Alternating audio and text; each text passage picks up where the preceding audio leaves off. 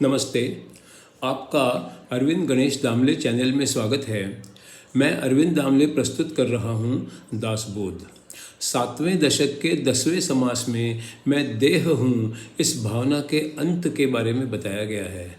खुद का देह दिखता तो है, औरों के देह भी दिखते हैं और वे हैं इस पर यकीन हो जाता है।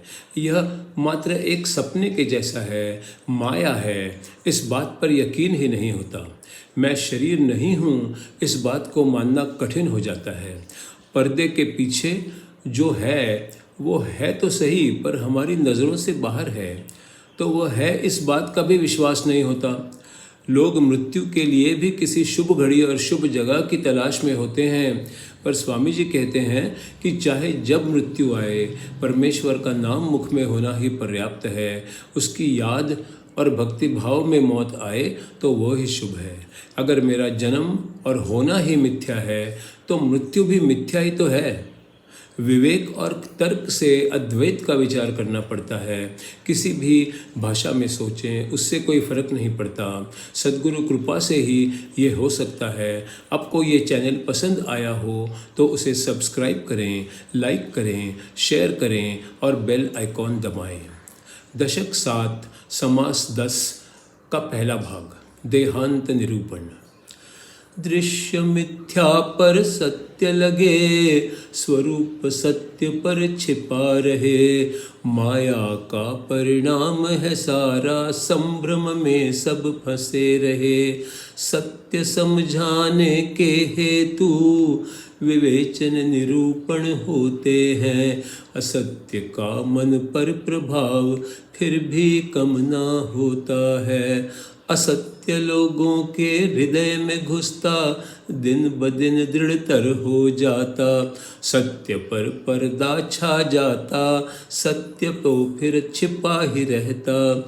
वेद शास्त्र पुराण सभी में सत्य स्वरूप का वर्णन होता, फिर भी सत्य स्वरूप का अनुभव मिलना मुश्किल होता। सत्य पर्दे के पीछे होता, असत्य फिर सत्य सा लगता। देख देखते पलक झपकते ऐसा ही कुछ हो जाता।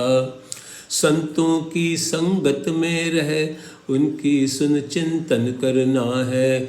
ये सब माया की करनी फिर बात समझ में आती है।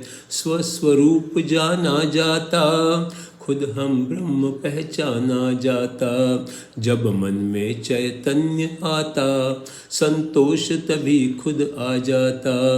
प्रारब्ध पर देह को सौंप दिया, संदेह श्रवण से दूर किया। देह तो मिथ्या ही है अपना, चाहे रहा या खत्म हुआ। शरीर मिथ्या लगे ज्ञानी को तो वो पावन बनता है। जिस जगह मृत्यु आ जाए वो स्थल पावन बन जाता है।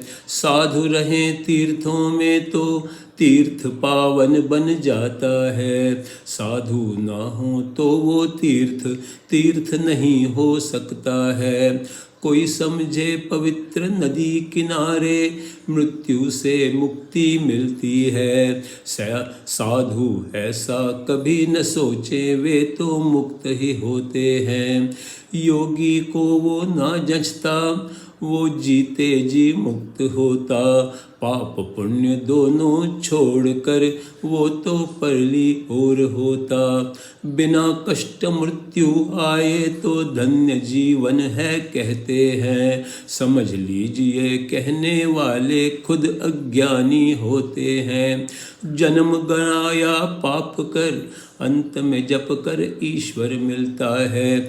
इसको सच मान लोग खुद की हानि कर लेते हैं। बीज नहीं बोया तो फसल कैसे हमें मिल सकती है। सत्कर्म नहीं किया जन्म भर तो जन्म व्यर्थ हो जाता है। व्यवहार चतुर होता है जो वैभव संपन्न बन जाता है। ईश्वर का भजन करेगा जो वो ही पावन हो सकता है। दिया नहीं तो मिल ना पाए, बोया नहीं तो उग ना पाए। इसी अर्थ की कोई कहावत हर भाषा में पाई जाए। काम ही ना करने पर तनख्वाह न कोई मिलती है, भक्ति ही ना करने पर मृत्यु सुखमय ना होती है। जीते जी भक्ति ना की तो अंत भी इच्छा ना होगी। जो जैसा करता है वैसा फल उसको मिल जाएगा। भजन नहीं करने से कोई पावन ना हो पाएगा। मृत्यु कष्टप्रद ना हो फिर भी अधोगति ही पाएगा। जीते जी ही साधु अपना जन्म सार्थक कर देगा। ईश्वर सेवा में अर्पण कर धन्य शरीर को कर देगा। जीवन मुक्त का मृत्यु चाहे हो जंगल में, धन्य वे होते चाहे शरीर जंगल में या श्मशान में।